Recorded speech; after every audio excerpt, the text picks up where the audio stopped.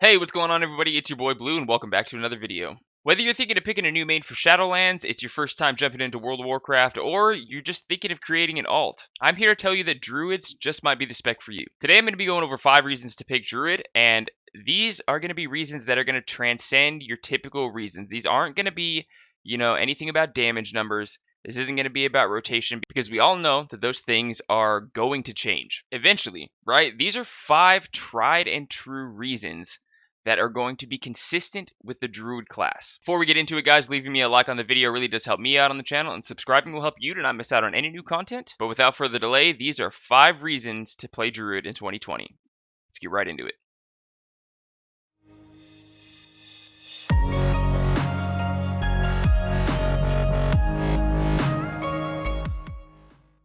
Reason number 1 is going to be spec variety. Now, Druids are the only class in the game that have a melee DPS, a ranged DPS, a healing, and a tank spec. No other class can offer this. Granted, classes like Monks and Paladins do have specs for all 3 roles, but both are going to be limited to melee DPS. Druids are going to be the only ones that you can actually pick if you want to do a ranged or melee DPS, or obviously healing or tanking. So what this means, guys, is that there is no need to completely level an alt if you're getting bored with the role that you're playing. I'm in Hunter, and there's 3 DPS specs.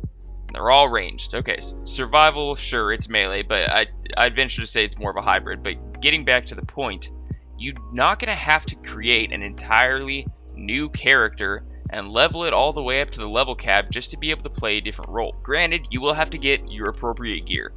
If you've been playing Feral and you want to switch over to Restoration, you're going to need to go out and get your healing gear, but that's not going to take nearly as much time as starting a fresh class from scratch. Number 2 is what I like to call form mogs. So what happens when you grind your ass off for all these cool transmogs, for all these cool armor pieces, and your character looks like a complete badass, and then next thing you know, you have to switch into your cat form or to your bear form in order to do anything useful. You can't even see your armor anymore.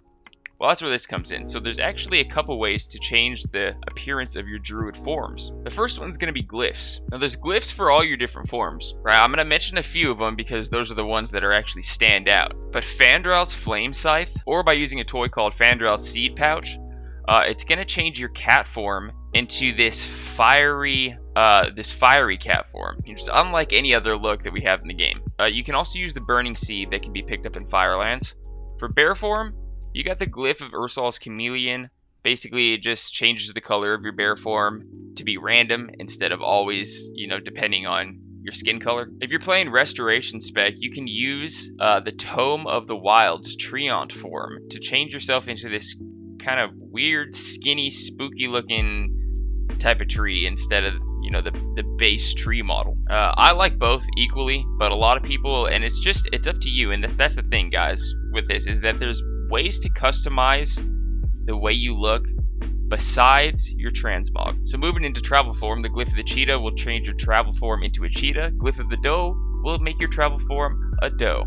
That's very nice. And just another couple ways that you can change it up. Glyph of the orca will change your aquatic form into an orca naturally. Glyph of the tide skipper is going to change into this porpoise, which I really do like. I think I'm going to go pick one of these up after this video, actually.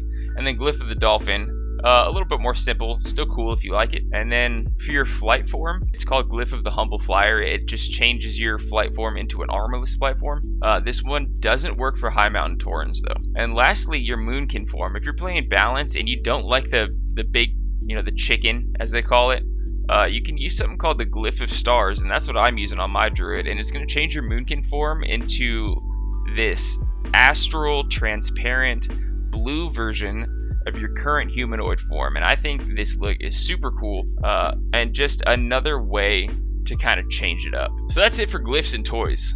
So the second main way you can change your druid form's appearance is going to be through artifact weapon upgrades. Now, as far as I could tell, and I'm a new druid player, so any vets out there, correct me if I'm wrong in the comments, but as far as I could tell, this is just going to be for your cat form and your bear form. So I'm going to just kind of rotate through some different looks up on the screen. Now, each artifact appearance unlock has specific requirements, whether it be to complete quests or campaigns. to complete achievements or even like reaching a certain honor level. So this could actually be considered a real piece of content if you're, say, waiting for the next expansion to finally drop. Or if you're just already caught up for the week, you have nothing to do, you're bored, you go out and you can farm some of these, well, not farm, you can go out and earn some of these appearances. And that way you feel like, you know, the transmog that you work so hard for isn't going to be completely and utterly useless. So number 3 is going to be affinities. Now, affinities are basically talents, right? So they're going to be on the 3rd row of your talent tree. And in my opinion, this talent row is basically, this is what really makes you feel like a druid, in that it grants you abilities from other specs. So say you're playing Feral, for example.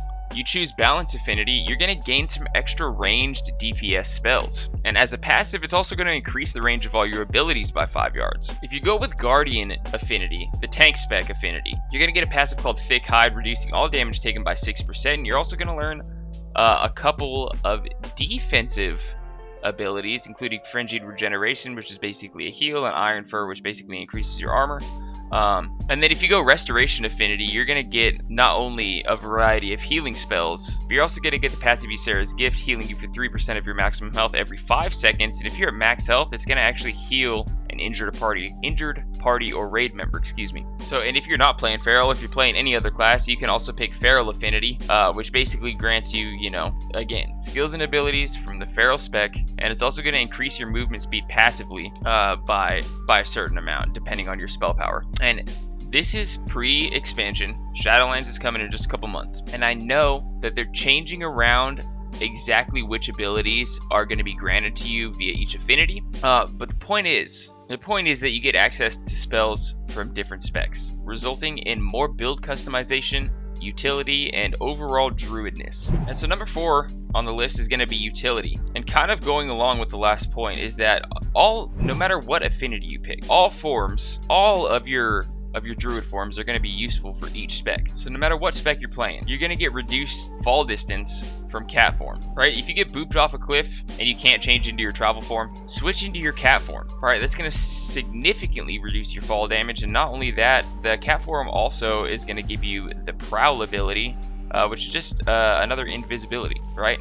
It's another stealth, which can be highly useful for initiating or for escaping in certain situations if you can get out of combat quick enough or whatever. Now, if you're taking a lot of damage, just switch into bear form. It's going to give you a lot more armor, which gives you the ability to just obviously take more damage. Now, unfortunately, your casting form is not going to be useful unless you pick Balance Affinity, so that kind of sucks, but point being is that this gives the druid a lot of utility in that they can temporarily fill any roles that need filled. Obviously, this is going to be more apparent depending on which affinity you choose, but each form is going to grant you at least a little bit of benefit no matter what affinity you're going with, aside from your casting form, right, if you're playing Feral or whatever. But number 5 is essentially another form that druids have, and that's going to be travel form. So with travel form, you're basically getting extra convenient mounting. Now, you can't instantly summon your actual mount, but you can instantly shapeshift into travel form as long as you're out of combat, just like with your actual mounts. But this is going to be great for a variety of things. Number 1, escaping in world PvP. You're about to die, you cast an Entangling Root, you go cat form, you cast dash, you run away, and it's the split second that you get far enough away that you're out of combat, boom, you're in travel form and you are out of there. Also, in regards to world PvP, you can completely avoid the ever annoying net-o-matic, because you're not actually on a mount, you're just flying, which is super cool. But in my opinion, most usefully, it's going to be amazing for gathering professions like mining and herbalism, because you don't have to mount and dismount when you go from node to node. You can just stay in your flight form, fly down, gather your resources, fly away. And this is going to result in much faster farms, and thus much faster gold, or whatever materials that you're looking for. Thanks for watching, guys. Be sure to check out the videos to the right if you want to keep watching content just like this, but before you do, make sure you click on this little circle here and subscribe to my channel. Trust me, it's going to be worth it. To all you future druids out there, good luck and have fun. I'm Blue Monkey, and until next time, I'll see you in the next video. Peace.